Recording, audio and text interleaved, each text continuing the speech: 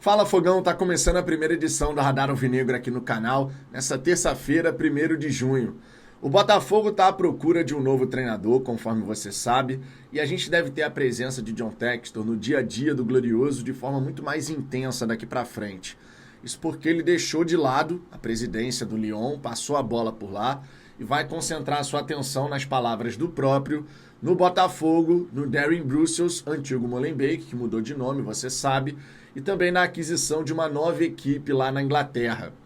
A gente pode ter uma versão do Textor bem diferente daqui para frente, pensando na nossa realidade.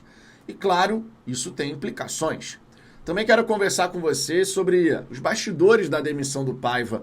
O ponto principal foi a insatisfação do Textor em relação a algumas escolhas do treinador, que acabou culminando, na partida contra o Palmeiras, aquele jogo que o Botafogo simplesmente não jogou. Pelo menos enquanto estava 0-0. Depois que tomou o gol, aí decidiu correr atrás do prejuízo e isso deixa aquele gosto amargo para todo botafoguense. Enfim, tudo isso eu quero comentar para vocês, só que claro, depois da vinheta.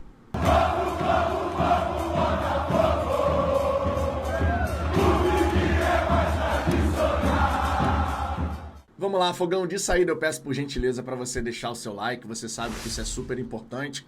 Além disso, já se inscreve aqui no canal, estamos na reta para alcançarmos os 60 mil inscritos.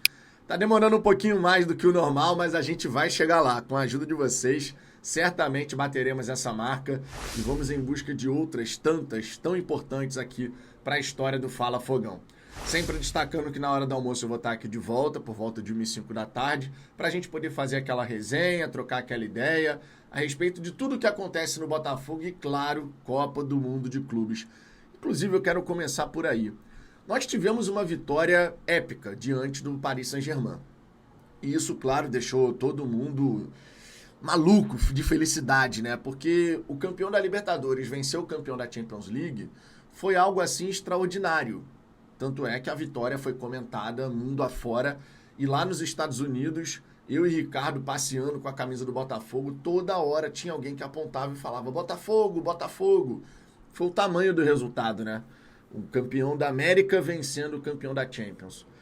Só que depois, quando você acaba sendo eliminado pelo Palmeiras, eu não sei pra vocês, eu imagino que esteja assim também pra todo botafoguense, ficou aquele gosto amargo que você olha para tudo que está acontecendo ainda na competição. Por exemplo, o Fluminense eliminou a Internacional e agora vai pegar o Al Hilal nas quartas de final. E esses times estavam do nosso lado da chave. O Botafogo, passando pelo Palmeiras, enfrentaria o Chelsea, mais um europeu. Daria jogo, na minha opinião. E a gente poderia ter um caminho semi-aberto, para poder pensar em chegar numa decisão, eventualmente até tendo um clássico carioca numa semifinal de Mundial. Aquele gosto amargo está presente. Cada jogo que a gente acompanha nesse Mundial, a gente fica ali pensando, como é que seria se o Botafogo tivesse realmente jogado futebol contra a equipe do Palmeiras. E esse é o ponto que gerou a maior irritação e frustração em nós botafoguenses. Pelo menos para mim foi assim. O perder é do jogo. Você pode chegar, jogar muito bem, armar a melhor estratégia possível, ser agressivo na fase defensiva, na fase ofensiva, ter suas oportunidades. O goleiro adversário está num dia espetacular e numa bola você tomar um gol e acabar sendo eliminado. Mas se fosse assim, teria sido menos incômodo. A gente estaria chateado por ter sido eliminado, mas a gente teria visto o time do Botafogo jogar bola. A gente teria visto o time do Botafogo ter a postura que todos nós estávamos imaginando. A de um time que desde o primeiro segundo mostraria que, eu estou aqui para me classificar, eu estou aqui para vencer e eu vou lutar por isso. A sensação passou muito longe disso. Eu estava lá no estádio, tive essa oportunidade, estiquei um pouquinho, fiz essa loucura. Fui no Lincoln Financial Field com a Digníssima, com a Luna, e eu passei o jogo inteiro irritado. O jogo inteiro, pé da vida. Falando um monte. Falando pro Paiva que ele tinha que mudar. Gritando na arquibancada, PQP, tem que mudar. Fez uma cagada, conserta a cagada, não demora para consertar a cagada, mas não foi isso que aconteceu. E se eu fiquei irritado como torcedor, O Textor, como sócio majoritário da SAF Alvinegra, também. Só que agora, depois da demissão, você já sabe, a gente ficou sabendo de detalhes desse período do Paiva no Botafogo, onde as suas escolhas estavam gerando insatisfação no Textor já fazia algum tempo. Justamente até por essa diferença que existia entre o Botafogo jogando no Newton Santos, um time corajoso, um time pra frente, um time que atacava, que marcava em cima, agressivo, da maneira como a gente queria ver na eliminatória contra o Palmeiras, do que era o Botafogo como visitante.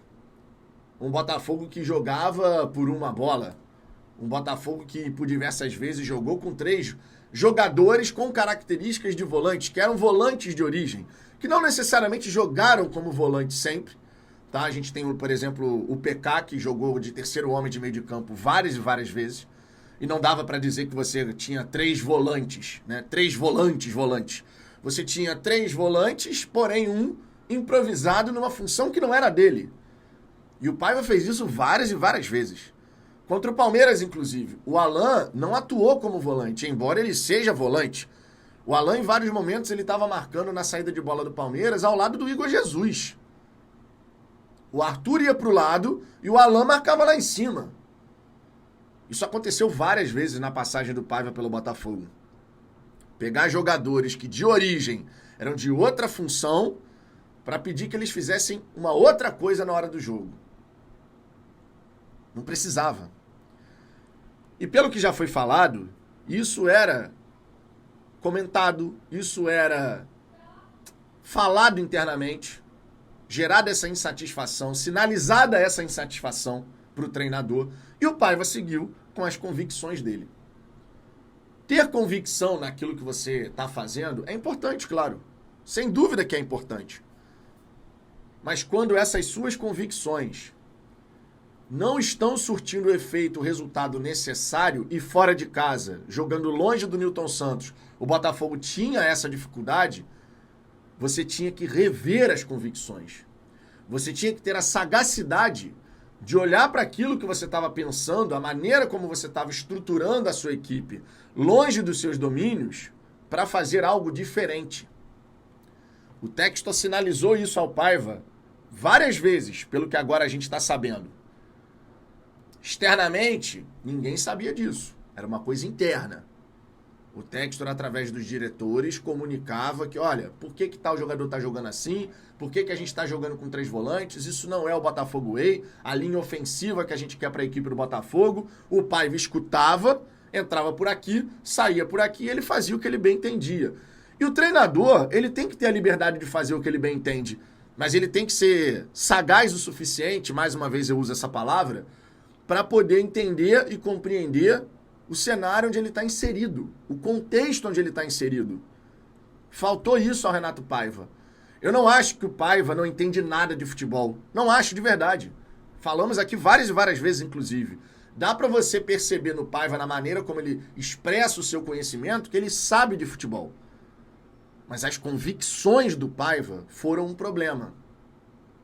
E o próximo treinador, ele vai ter que ter uma veia ofensiva, uma mentalidade vencedora que é natural na pessoa dele. Não necessariamente a gente vai trazer um treinador multicampeão, mega experiente, renomado. Não necessariamente. Eu nem estou esperando por isso, sinceramente. Mas o treinador em si, o perfil desse profissional tem que ser de alguém que tem aquele querer do vencer. Que tem aquela mentalidade de estamos aqui para jogar. E vamos jogar assim, seja dentro ou fora de casa. O Castro tinha essa mentalidade. O Arthur Jorge tinha essa mentalidade. A gente precisa disso no Botafogo, eu já falei isso aqui várias vezes. Nós precisamos de um treinador, de um líder que entenda o novo momento e a nova realidade do Botafogo. Nesse novo Botafogo, dentro ou fora de casa, nós temos que jogar.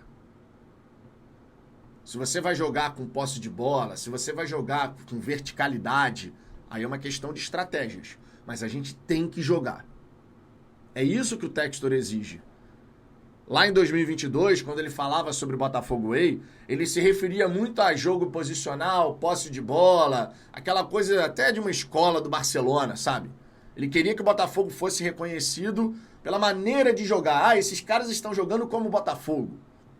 Isso era o Textor de 2022. Eu não sei qual é a ideia do Textor agora para esse Botafogo Way. Se a ideia do Textor agora é, eu quero um treinador ofensivo.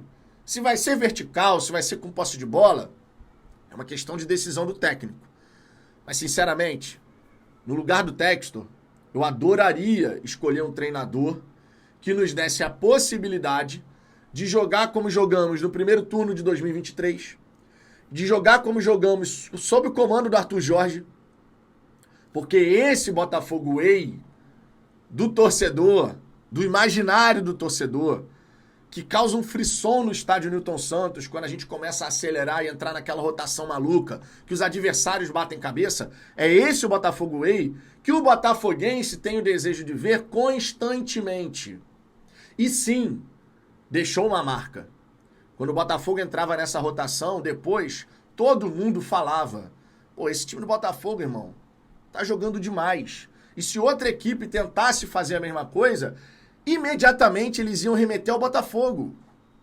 Porque a referência estava muito consolidada. O Botafogo vinha jogando dessa maneira. Para isso, claro, a gente vai precisar de força e velocidade pelos lados, coisa que a gente não tem nesse momento. O Matheus Martins até poderia dar força e velocidade, mas infelizmente teve uma lesão complicada. O Nathan Fernandes ainda nem engrenou no Botafogo. O Santiago Rodrigues não é esse tipo de jogador. O Montoro também não. Mas você no ano passado conseguia fazer um equilíbrio bom nesse sentido, né? De um lado do campo, força, velocidade e habilidade ao extremo, que era o Luiz Henrique. Do outro, o Almada, que tinha a capacidade de acelerar e desacelerar esse jogo de uma maneira muito inteligente. O Botafogo precisa de peças dessa maneira. E a janela de transferência está vindo aí. O Textor agora foca mais no Botafogo. O Paiva já é passado. Então o Textor ele tem duas decisões muito importantes. Primeiro, o treinador. Quem será o novo técnico do Glorioso? E se ele vai ter o perfil adequado para o que a gente precisa no curto prazo. Porque vale lembrar, o Botafogo tem 6 meses para poder fazer um trabalho que gere títulos ou que gere frustração no seu torcedor. A temporada de 2025 era para ter tido um planejamento infinitamente melhor do que a gente está tendo. Mas o futebol brasileiro, ele tem essa peculiaridade. Mesmo que você faça um monte de cagada que o Botafogo fez nesse ano, diga-se, ainda assim, se você ajustar aqui e ajustar ali, você pode chegar e brigar pelas competições. Então a decisão do Textor agora vai ser determinante para a gente saber o que a gente vai poder brigar e pelo que a gente vai poder brigar nesse segundo semestre. E na janela de transferências, dando a esse novo treinador as peças necessárias. Pois é, o Botafogo já contratou muito, mas precisa contratar mais. O que significa dizer que várias dessas contratações que a gente já realizou estão se mostrando equivocadas. Pode mudar o cenário? Pode. Mas o momento, a realidade agora é essa. A gente não consegue contar ainda com todos os atletas que chegaram, com todos os jogadores que foram contratados. A gente não consegue chegar e olhar e falar, não, estamos bem servidos, está tranquilo. Não é esse o caso. Teremos saídas, temos que ter reposições e temos que ter jogadores que vão decidir. Porque agora, no segundo semestre, é o momento da decisão. Oitavas de final de Libertadores, oitavas de final de Copa do Brasil, é o momento de decidir. Julho e agosto temos duas grandes decisões. Duas grandes decisões. E temos que dar uma resposta.